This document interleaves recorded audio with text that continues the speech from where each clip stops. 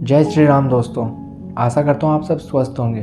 बड़ी मेहनत से मैं कहानियाँ आप तक लेके आता हूँ, तो चैनल को सब्सक्राइब ज़रूर करें। इससे आपका कुछ नहीं जाएगा, पर मेरी बहुत मदद हो जाती है।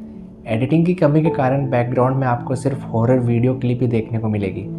हमारी कहानी की शुरुआत होती है जहाँ कुछ लोग एक बच्चे की अर्थी लेके जा रहे हैं और साथ में राम नाम सत्य हैं बोलते जा रहे हैं। ये लोग जहाँ से गुजरते हैं वहाँ एक 10 से 12 साल का लड़का किसी आदमी के साथ उसका हाथ थामे खड़ा है, पर कोई भी उन दोनों पर ध्यान नहीं देता है। बच्चा अपने साथ खड़े आदमी से राम नाम सत्य का मतलब पूछता है। इस पर वो आदमी उसे समझाते हुए बताता है कि इसका मतलब होता है सबका यही सत्य है। मतलब बाबू, जो जैसे आया है वो वैसे ही एक दिन चला जाएगा, कुछ रहेगा तो बस राम का नाम। ये सुन वो बच्चा दोबारा उस शव यात्रा को देखने लग जाता है। इतने ही एक आदमी आता है और जहाँ वो बच्चा खड़ा है उसी जगह से आगे बढ़ जाता है। वो आदमी उस बच्चे के शरीर के अंदर से निकल जाता है। इस पर बच्चे को गुस्सा आता है और वो उस आदमी पर एक पत्थर फेंक कर मारता है। आदमी जब पीछे मुड़ देखता है तो उसे कुछ नहीं दिखता।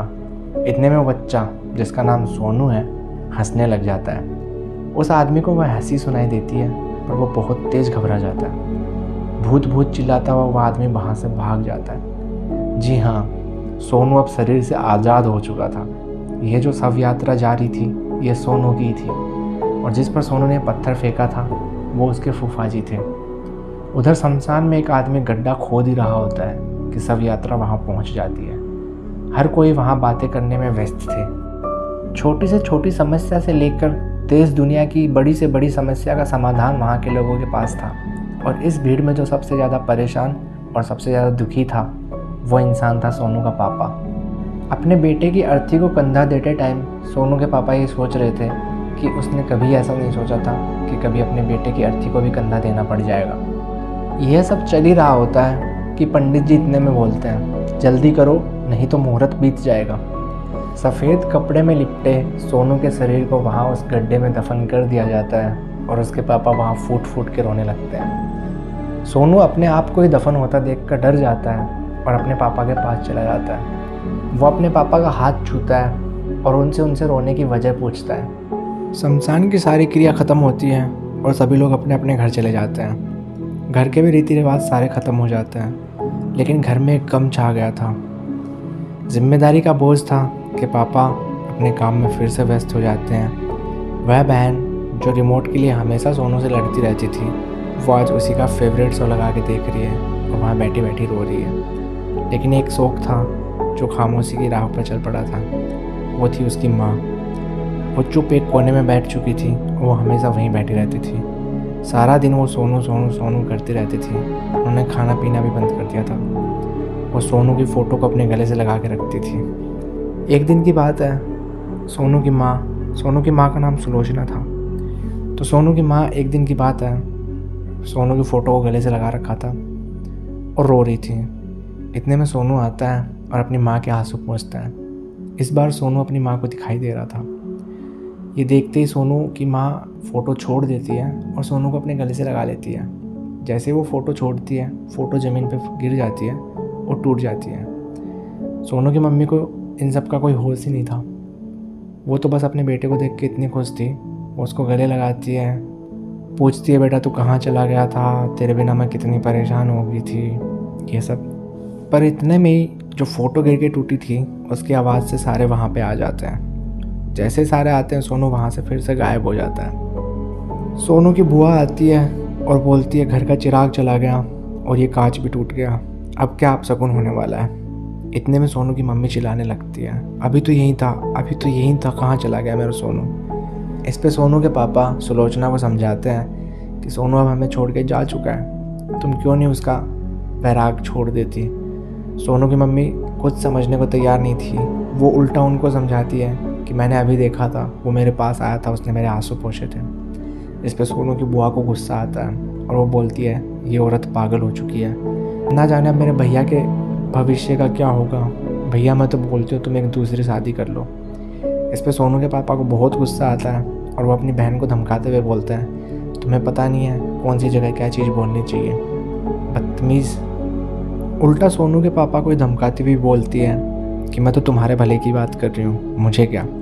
गुस्से में वो घर से बाहर आती है उसके पीछे पीछे सोनू के फूफा भी घर से बाहर आते हैं। सोनू के फूफा देखते हैं कि साइड में पड़ी एक ईंट अपने आप चल के बुआ के पैर के सामने आ जाती है और बुआ का पैर उससे टकराता है और वो गिर जाती है। वो ईंट को बुरा भला कहने लगती है कि सोनू के फूफा उसके पास आते हैं और उसको बोलते हैं कि यहाँ इस घर में सोनू की आत्मा घूम रही है। इस पर सोनू की बुआ बोलती है कि उसकी मम्मी की तरह तुम भी पागल हो चुके हो।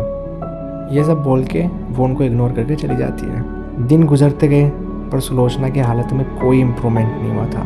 सोनू के पापा काफ़ी परेशान थे। उन्होंने अपना बेटा खो दिया। उनकी वाइफ की हालत ख़राब होती जा रही थी दिन ब दिन और उनके फूफा अलग ही परेशान रह रहे थे। जिस टाइप से सोनू के फूफा उसके साथ मस्तियाँ क्या करते थे, अब सोनू उनके साथ मस्तियाँ क्या करता था। पर एक इंसान और आत्मा दोनों के खेलने के तरीके अलग अलग होते हैं। सोनू के पापा सुलोचना को काफ़ी डॉक्टरों के पास लेके जाते हैं और डॉक्टर बोलते हैं कि इनमें कोई दिक्कत नहीं है, इनकी सारी टेस्ट, सारी रिपोर्ट, सब कुछ सही है। अब सोनू की मम्मी सिर्फ एक कमरे में रहा करती थी और उस कमरे में जाना किसी को अलाउड नहीं था और जब कोई बाहर से सुनता था तो लगता था जैसे कोई बैठ के बात कर रहा हो सुलोचना के साथ। एक दिन सोनू के पापा अंदर जाते हैं और अंदर जाते ही सोनू की मम्मी उन पर गुस्सा करने लगती है। तुम लोग मुझे अकेला अपने बेटे के साथ क्यों नहीं रहने देते? तुम लोगों के आते ही मेरा बेटा यहाँ से चला जाता है। ये सारी बातें सुन के ही सोनू के पापा मायूस हो जाते हैं और रूम से बाहर आने लगते हैं। जैसे ही वो रूम से बाहर आते हैं सोनू फिर से अपनी मम्मी को दिखाई देने लगता है और बोलता, माँ मैं बहुत बुरा हूँ। इस पर उसकी मम्मी उसको समझाती है वैसे ही जैसे हर माँ अपने बच्चे का लाड प्यार करती है कि नहीं बेटा तू बुरा नहीं है, किसने बोला तुझे ये। इस पर वो बोलता है कि बुआ बोल रही थी कि सोनू की आत्मा इस घर में घूम रही है और उसको यहाँ से भिजवाना पड़ेगा। इस पर बोलती है तुम्हारी बुआ तो कुछ भी बोलती रहती है, तुम उसकी बातों पे गौर मत करो। एक दिन सोनू की मम्मी देखती है कि हनुमान आराधना करने के लिए कुछ पंडित उनके घर में आए हुए हैं। वो उनसे भिड़ जाती है और बोलती है जब तक वो जिंदा है इस घर में हनुमान आराधना नहीं होगी, क्योंकि जिस घर में हनुमान आराधना हो जाती है वहाँ पे आत्माओं का वास नहीं होता है। पुजारी जी सोनू की माँ की हालत देख के सब कुछ समझ आते हैं और बोलते हैं जहाँ पे आपका चित्त ही ना हो वहाँ पूजा करने का कोई फ़ायदा नहीं है, वो यहाँ पूजा नहीं करेंगे। इस पर पुजारी जी बोलते हैं अगर आप अपने बेटे की खुशी चाहते हो तो आप प्रेतशिला जाओ। ये बात सुन के सोनू की मम्मी के चेहरे पे अचानक से खुशी आ जाती है। वो बोलती है क्या प्रेतशिला जाने पे मेरे बेटे की आत्मा खुश हो जाएगी? तो बोलते हैं हाँ क्यों नहीं होगी, आप जाओ। ये सुनते ही सोनू की मम्मी अंदर चली जाती है और पुजारी जी सोनू के पापा को समझाते हैं कि वहाँ पे पिंड दान करने से भटकती हुई आत्माओं को शांति मिल जाती है। क्योंकि सोनू की मौत अप्राकृतिक तरीके से हुई थी, वो छत से गिर गया था जिससे उसकी मौत हुई थी, तो उसकी भी आत्मा भटक रही थी और उसकी शांति के लिए उन्हें पिंडदान करना ही था। सोनू के पापा पंडित जी से पूछते हैं कि अगर सोनू इस घर में है तो वो सिर्फ अपनी मम्मी को क्यों दिखाई देता है, हम लोगों को क्यों नहीं दिखता? इस पर पंडित जी बोलते हैं कि आत्माएं जो सॉफ्ट दिल वाले बंदे होते हैं सिर्फ उन्हीं को दिखाई देती है और एक माँ से सॉफ्ट दिल किसका होगा? पर इंसान का आत्मा के साथ रहना बहुत गलत है।